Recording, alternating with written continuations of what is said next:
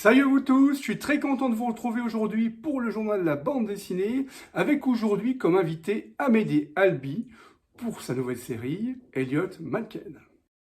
Amédée Albi, bonjour. Bonjour, bienvenue dans l'Aveyron. Mais merci, c'est un plaisir de te retrouver. C'est vrai que ça fait des années qu'on ne s'était pas croisés en live. C'est vrai, 20 ans qu'on se connaît, Pal. Ah oui, ça passe vite, hein. Purée. On n'a pas changé, on est toujours jeunes. Oui, j'ai un peu moins de cheveux, mais ça va. Et toi, si je ne me trompe pas, tu as fait des beaux-arts à Genève. Oui, juste à côté de chez toi, je pense. Hein. Toi, tu es Oui, oui. plus du côté de Lausanne, toi. Hein. Oui, je suis près de Lausanne, ouais. Voilà. Disons que quand j'ai commencé à Genève, c'était sur mes propres deniers.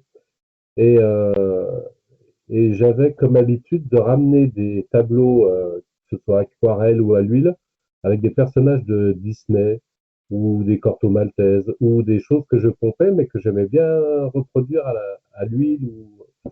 Et je me suis fait foutre dehors. Ils m'ont dit non, mais t'as rien à faire ici, c'est bon. Allez hop.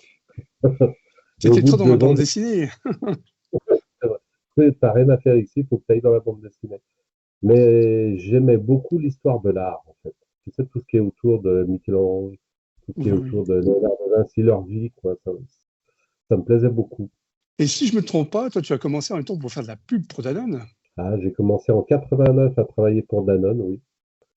Et, euh, et j'ai réussi à en sortir en 2013. Et en 2016, tu as créé Véronica. Et c'est vrai que c'est une légende guerrière celtique, on peut dire, dans son père. C'est le grand dieu Lugh. Et c'est vrai que c'est bien parce que tu as commencé par des légendes celtiques. Alors, j'ai commencé par des légendes celtiques parce que on a un petit pied-à-terre à Tarascon.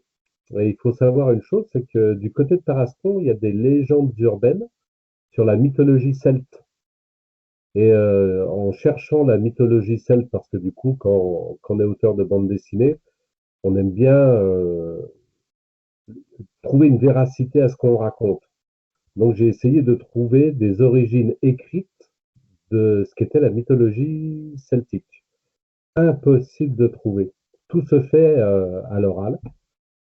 Euh, les seuls traduits qu'on a, c'est uniquement ce que les Grecs et les Romains en ont fait.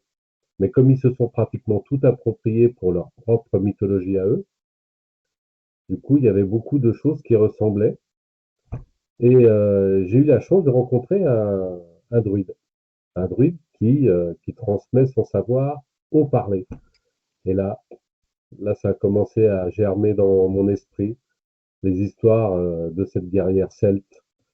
Et en plus, mon premier éditeur m'avait dit, écoute, raconter des histoires sur des nanas. Moi, j'aimerais bien que ça parle un peu de la Bretagne parce que mon premier éditeur était breton. Hein. Et t'as une autre série que j'ai beaucoup aimé, c'était Le Ninja. C'était Ah, vraiment, il y a 2 tomes qui sont sortis, c'est vraiment sorti comme les comics américains, avec ton super-héros, c'est vrai que c'est sympa comme aussi comme série. alors, le ninja, c'est très particulier aussi parce que c'est aussi des légendes urbaines, mais qui rejoignent Rodez. Oui, justement, c'est vrai que c'est Alors, génial, là. C'est les légendes à Rodez. voilà. Donc, du coup, je me suis dit, mais un super-héros, oui, je veux bien en faire un, mais on va le faire à Rodez, dans ma ville, parce que ce sera beaucoup plus simple. Déjà, d'une part, pour créer les décors, et d'autre part, se servir des légendes urbaines qui existaient dans Rodez, donc comme un lac sous la cathédrale, il y a plein d'histoires vraiment chouettes. Et je me suis dit, allez hop, l'Aveyron va être mon terrain de jeu aussi. Donc en me promenant, j'imaginais des histoires, j'ai fait et j'ai créé les origines du ninja, oui. Qui marcherait bien, puisque quand on me croise dans la rue, maintenant on dit, eh, regarde là-bas le papa du ninja, donc je trouve ça très rigolo. Maintenant, tu peux même plus te promener tranquillement en Rodez, tout le monde te reconnaît. Non, mais c'est bien, ça veut dire que les gens aiment, Ah et oui, ça c'est superbe. c'est vrai que c'est génial d'avoir un héros dans une ville. Et tous les jeunes peuvent s'identifier, se dire, bah Ah tiens, oui. et l'histoire est vraiment chouette, puisqu'il y a vraiment une origine, et je peux vraiment mettre le cœur de l'Occitanie au milieu de mes histoires. Et ton dernier album qui vient de sortir maintenant, c'est Elliot Malken, que tu as fait avec Philippe Gros. Et c'est vrai que Oui, c'est génial parce qu'on retrouve, en fait, ça me fait penser à un thriller, un James Bond, et en même temps, ton personnage, à côté d'être agent secret, il est croque-mort. il est croque-mort, oui. C'est c'est une découverte pour moi parce qu'un jour, je suis sur Facebook et il y a Felipe Gros qui me dit, bah, j'ai une histoire, si tu veux la lire, regarde voir ce que ça donne. Et au départ, je me dis, oh, allez, je vais la lire. Et à partir du moment où je me mets à lire son histoire, j'ai commencé à imaginer tout de suite le héros, mais en James Bond. Et ça, c'était tout mon rêve de gosse, dessiner un jour un James Bond. En plus, il est croque-mort. En plus, il maquille ses crimes et il travaille pour son père. Alors, je me suis dit, non, mais ça, un scénario aussi tordu, voilà, ça me va. Je vais le faire. Et on s'est mis d'accord avec Felipe Gros parce qu'au début, lui, il écrivait beaucoup pour le webcomics. Et tout ce qui est webcomics, ça sort tous les mois, c'est gratuit. C'était pas du tout écrit pour en faire un album. Mais je lui ai demandé, je lui ai dit, écoute, Philippe, pourquoi on ferait pas un album, on le mettrait pas sur Ulule et on demanderait aux gens, si vous le voulez, il sera pour vous. Qu'est-ce qu'on fait? Et le Ulule a été un succès. On avait même proposé, si on dépassait les 100%, d'avoir une couverture spéciale uniquement pour les souscripteurs. Ça a fonctionné. Donc aujourd'hui, il y a eu 200 tirages exprès pour les souscripteurs Ulule. Donc je pense que tous les collectionneurs sont très très contents. Et il y a le classique qui va sortir parce que j'ai un diffuseur national qui va sortir en librairie en avril. Donc ça fait que aujourd'hui, à ce jour-là, j'ai fini toutes mes dédicaces. À fin février, comme je l'avais promis, tout le monde a été livré. Oui, oui. Mais c'est vrai que c'est génial parce qu'en même temps, on est en plein drame familial. On apprend en fait le passé de notre héros avec son frère. Donc, c'est vrai que c'est bien parce qu'on a des intrigues, c'est un bon polar. Et, et en plus, tu oublies de dire quelque chose, c'est qu'il n'est pas expressif. Il a une maladie qui l'empêche d'être expressif, Oui, comme Dexter. Donc, pour moi, c'est un véritable challenge parce que il fallait dessiner un héros qui est toujours la même tête, pas d'émotion. Alors, au départ, je m'étais dit, Flûte, il pourra ni rire, il pourra pas être en colère, il sera toujours de nature à être toujours sous le même ton. Et ça a été très difficile. Voilà, c'est le seul petit truc compliqué que j'ai. et il y a un truc où tu as travaillé comme un dingue aussi dans cet album, c'est les voitures.